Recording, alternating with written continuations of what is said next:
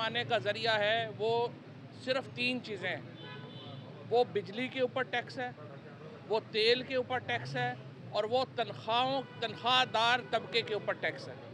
ये 3 बुनियादी टैक्स हैं इस वक्त जो पाकिस्तान को चला रहे हैं। और कल भी जो आ रहा है कि एफबीआर जो है जी उसका बड़ा रिकॉर्ड पैसा बनाया है, वो इन 3 चीज़ों से बनाया है। बाकी तो आपको पता है कि पाकिस्तान में सनत बंद हो गई है, पाकिस्तान का एक्सपोर्ट का बेड़ा गर्क हो गया है, पाकिस्तान में इस वक्त मईशत जो है वो बिल्कुल तबाह बर्बाद हो गई है। और हुकूमत पैसे बना रही है सिर्फ 3 चीज़ों के ऊपर, तनख्वाहदार तबके पे टैक्स लगा के, तेल पे टैक्स लगा के और बिजली के बिलों पे टैक्स लगा के। और इसलिए ये तीनों के ऊपर इन्होंने कम करने का इनका कोई इरादा जो है वो नहीं है।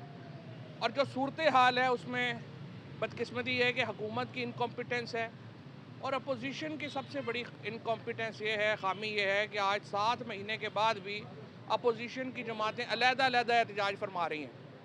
अब जमात इस्लामी जो है, आप उनसे देखें कि आपने कराची में कितने ज़्यादा एहतजाज किए, आपको क्या कामयाबी मिली वहाँ पे। जब तक इत्तेहाद नहीं होगा, जब तक अलाइंस नहीं होगा अपोजिशन जमातों का, हुकूमत को एक फ्री रन मिलता रहेगा। 25 लोग जो हैं वो मिसिंग पर्सन है तरीके इंसाफ के, किसी को परवाही नहीं है, लगता है कि बस बिजनेस एज यूजुअल चल रहा है, कोई प्रॉब्लम ही नहीं है। सुप्रीम कोर्ट के सामने गए नहीं, सुप्रीम कोर्ट के सामने एहतजाज नहीं हुआ। दूसरा, खुद तरीके इंसाफ के अंदर से एलिमेंट्स हैं जो इस वक्त हुकूमत के साथ मिल के अदलिया के ख़िलाफ़ साजिशें कर रहे हैं। जस्टिस आलिया नीलम के ख़िलाफ़ जो पिटीशन गई है हामिद खान ग्रुप की, जो लोग यहाँ दोस्त हैं जो कोर्ट रिपोर्ट करते हैं, जो कोर्ट्स को देखते हैं, उनको पता है कि ये कितनी बड़ी साजिश है लाहौर हाई कोर्ट को कमज़ोर करने की, क्योंकि वहाँ पे एक ऐसी चीफ जस्टिस बैठी है जो डिक्टेशन पे काम नहीं कर रही और उसके ख़िलाफ़ जो है वो पिटीशन फाइल कर दी गई। बजाय इसके कि ये कहते हैं कि जो जजेस जिन पे एलिगेशन आए हैं वो आप अपने ओहदों से हट जाएं, उल्टा चीफ जस्टिस के ऊपर जो है वो आपने पिटीशन दायर कर दी है।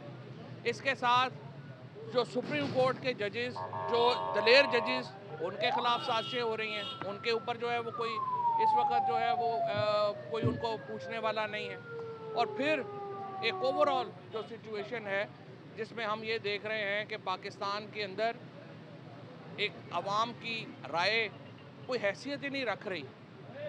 आपने देखा कि पाकिस्तान की इस वक्त इररेलेवेंस, हमारे हमसाए के अंदर इसराइल ने हानिया साहब को शहीद कर दिया और पाकिस्तान के ऊपर दुनिया में पाकिस्तान को कोई किसी ने इसके ऊपर जो है वो अहमियत नहीं दी। चाइना ने इसराइल के मामले के ऊपर कॉन्फ्रेंस बुलाई, 10 मुल्कों को बुलाया, पाकिस्तान को जहमत नहीं दी गई। सऊदी अरेबिया ने 5 इस्लामी मुल्कों की कॉन्फ्रेंस की, शहबाज शरीफ को किसी ने पूछा नहीं। 7 महीने हो गए हैं, किसी यूरोपीय यूनियन लीडर्स ने फ़ोन नहीं किया हमारे वज़ीर आज़म को। यूके के प्राइम मिनिस्टर ने, अमेरिका का तो चले छोड़ ही दें, पाकिस्तान दुनिया में तन्हा है और इस वक्त जो लीडरशिप है पाकिस्तान की उसकी कोई लेजिटिमेसी नहीं है। और बदकिस्मती से अपोजिशन भी अलाइंस ना बनाने की वजह से तितर बितर है। तो पाकिस्तान का इस वक्त सियासी जो एक मुस्तकबिल है उसके ऊपर बहुत बड़ा सवालिया निशान है और देखते हैं कि ये सिचुएशन आगे हल कैसे होती है। बहुत शुक्रिया।